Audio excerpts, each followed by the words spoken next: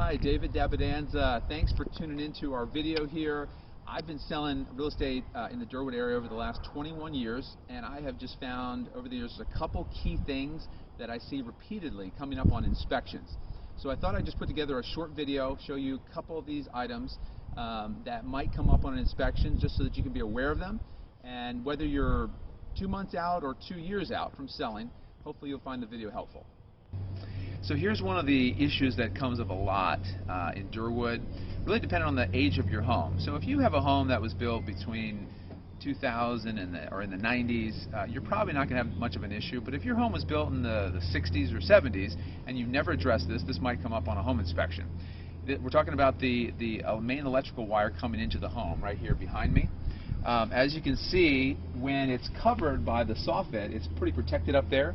But then as you come down and it's more exposed to the elements, it starts to weather, and then especially down here where it's been really exposed, you can start seeing that it's getting pretty weathered. Now, this is actually not too bad. This probably would be okay on an inspection, but I've seen a lot worse. So just an area to check out if you've never been outside your home and taken a look at this. This is an area you might want to take a look at.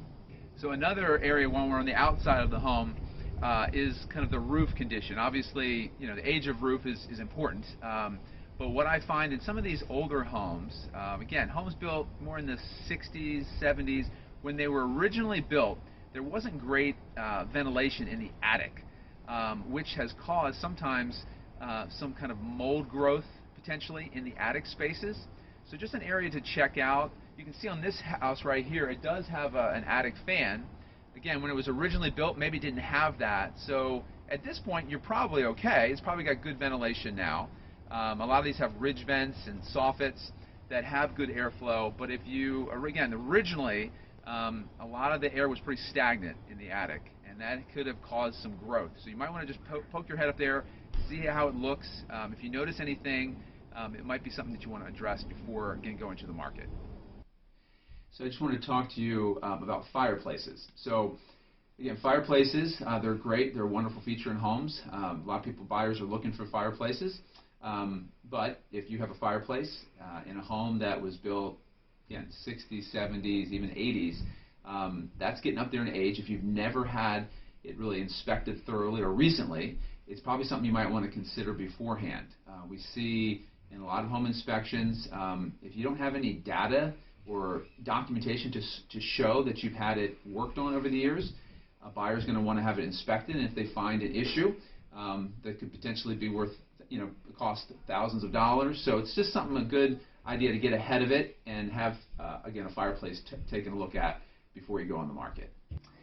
So depending on the age of your home, you're going to have different types of foundation walls. You're going to either have a poured foundation or you're going to have a cinder block foundation. This particular home here has a cinder block foundation. So again, go to someplace in your home where there's an unfinished section and kind of know what kind of foundation you have. What you're kind of looking for is to see if there's any kind of discoloration on the walls. You may never have had any water on the floor, but what inspectors are going to look for is discoloration on the walls. They're going to look for flaking.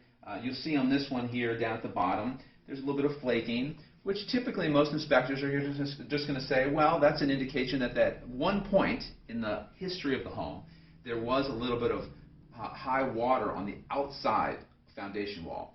So again, just something to be aware of, and again, like to know these type of issues that inspectors are going to bring out to the buyers so we can talk about those again prior to putting the home on the market.